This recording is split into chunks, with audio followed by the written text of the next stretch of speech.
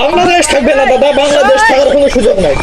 আমরা যদি বাংলাদেশকে মানচিত্র থেকে হটাইতে পারি তাহলে দেখবেন ওরা অনেকে যুদ্ধ বিগ্রহ করবে। আসুন, আমরা রেডি আছি, খেলা হবে, আসুন আমরা খেলবো। যে দেশের নুন আনতে পান্তা ফুরায় সেই দেশ নাকি বাংলাদেশকে অস্ত্র দেয়। যে দেশের নুন আনতে পান্তা ফুরায়, পান্তা আনতে নুন ফুরায়, পান্তা আনতে নুন ফুরায়, নুন আনতে পান্তা ফুরায়, এমন দেশ যদি বাংলাদেশকে সাহায্য করে তার মানে কি? আমাদের দেশের উপর একটা আক্রমণ হওয়ার সুযোগ আছে। আর এই বাংলাদেশকে আমি বারবার বলি, আপনাদের দেশের মূল সরকার আমাদের দেশে বসে আছে, তার মানে কি বুঝলেন? আমাদের পাওয়ার কিন্তু এখনো বেশি আছে, আমরা অনেক পাওয়ারফুল অবস্থান করতেছি। আমি বলে দিচ্ছি, আমাদের চট্টগ্রাম রংপুর যদি আমরা দখল করে নিই, বাংলাদেশের মানুষদের উপর অংশ কাটা যাবে, নিচের অংশটা কাটা যাবে, একটা চার কোণার বাংলাদেশ তৈরি হবে। আপনারা আমার কথা বিশ্বাস করছেন না যে হিন্দু সম্প্রদায়ের উপর কিভাবে অত্যাচার চলছে? আপনারা কেউ কি আমাদের বিশ্বাস করছেন? অবশ্যই বিশ্বাস করতেছেন না, বিশ্বাস করতে হবে। আমি একটা ছেলেকে আপনাকে দেখাবো যে বাংলাদেশ গেছিল, নৃগোষ্ঠী মনে করে তাকে অত্যাচার করা হয়েছে এবং তাকে নানান ভাবে গুলি বিধ্বস্ত করা হয়েছে, অনেক ধরনের মারপিট করা হয়েছে। আপনি তো আমাদের কথা বিশ্বাস করতেছেন না। হিন্দু রাজনীতিরিত, নির্যাতিত, অবহেলিত। আমি আজকে প্রমাণ দেখাবো আমাদের ছেলেদের কিরকম অত্যাচার নির্যাতন করা হচ্ছে। শুনুন, আমরা তার সঙ্গে কথা বলি। কি খবর নাকি দাদা? এই দেখেন, ছেলেটা বাংলাদেশের নাগরিক, তিনি বাংলাদেশের নাগরিক, তিনি কোন দেশে যায়নি, তিনি বাংলাদেশের নাগরিক। শুধুমাত্র তার দোষ তিনি হিন্দু ছিল, শুধুমাত্র সেটাই দোষ তার হিন্দু। তার কি অবস্থা করছে দেখো দেখো, এটা এখন দেখার দরকার। বলো তো তোমার সঙ্গে কি ঘটেছিল? আমার সঙ্গে দুর্বিষহ ঘটনা ঘটে গেছে।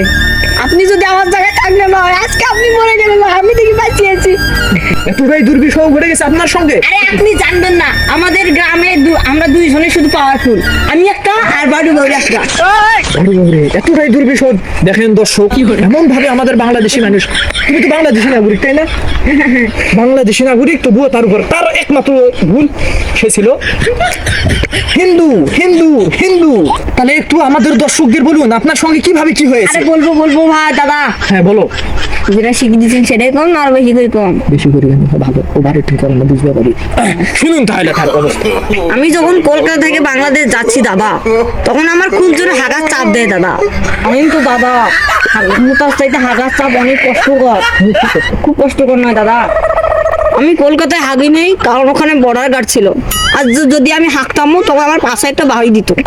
হ্যাঁ, আমরা সচ্চা, এখানে দিলে অবশ্যই তোমার পাশায় বাড়ি দিত। ঠিকই, ওই জন্য আমি ওখানে হাঁটতে বসি নাই। পাশে বাংলাদেশের বর্ডার গার্ড ছিল না, সেই জন্য আমি ওই পাশে গিয়ে হাঁটতে বসেছি। দেখেন দর্শক, ভারতের বর্ডার গার্ড বাংলাদেশকেও পাহারা দেয়, ওই দেশকেও আমরা পাহারা দিই, তবুও আমাদের উপর অত্যাচার। তারপর কি হয়েছে দাদা?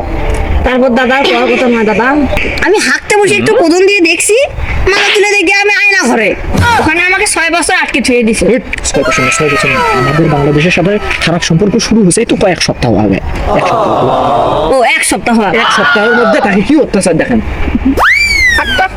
দেখছেন, পায়ে গুলি করছে, হাত ভাঙিয়ে গেছে, পেটে গুলি করছে, দেখো মাথা ভাঙিয়ে গেছে, বুকে একটা গুলি করছিল, সেই জন্য দেখো মুখটা কাটি গেছে।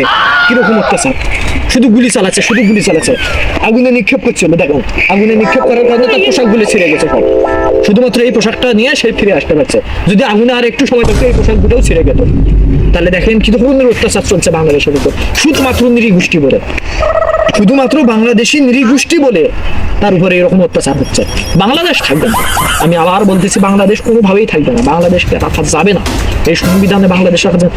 ভারতের উপর অত্যাচার করার জন্য দেখেন পাকিস্তান থেকে অস্ত্র নিয়ে আসতেছে, যাদের নুন আনতে পান্তা ফুরায় এমন একটা দেশ।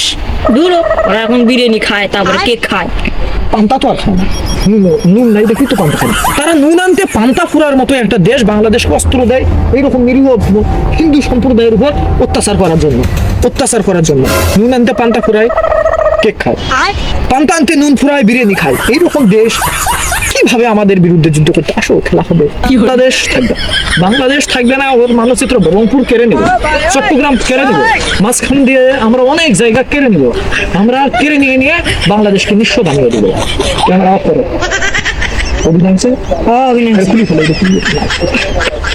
ইট দিচ্ছেন কেন? ইট দিয়ে তো ওখানে একটা প্রকাশ পাবো না, দিলে হয় কত ক্যামেরা যদি দেখা যায় তখন সমস্যা হয়। এমনি টিভিতে খালি মানে সে রিপোর্ট মারছে, খালি চ্যানেলে অনেক ভালো করে তো অভিনয় করলাম। আমি তো কলকাতারে, বাংলাদেশে অভিনয় করতে একটু সমস্যা হলো। সমস্যা তো প্রচুর। দাও এখন টাকা দাও। 400 আছে।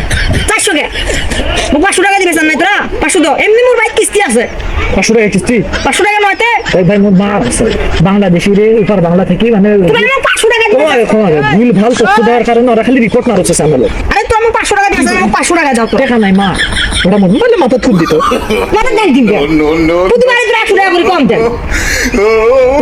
এরপরে এলাম ওই তো খুলে বেশি করে দিই তোমার সাথে আমি কাজ করব দাও তো 100 টাকার জন্য আমার ভ্যান চালাবো এরপরে কত টাকা দিন রে পুষে দিন সমস্যা নেই সুপ্রিয় দর্শক আমাদের চ্যানেল সাবস্ক্রাইব করবেন ভালো ভালো তথ্য আনার জন্য আমাদের চ্যানেল সাবস্ক্রাইব করবেন অবশ্যই সাবস্ক্রাইব করবেন তাহলে আমি বাংলাদেশের সকল তথ্য দিতে পারবো জিনিস কুচক্র আমি অত্যাচার করা থেকে বাংলাদেশকে ধন্যবাদ আমি পারি না আর পারি না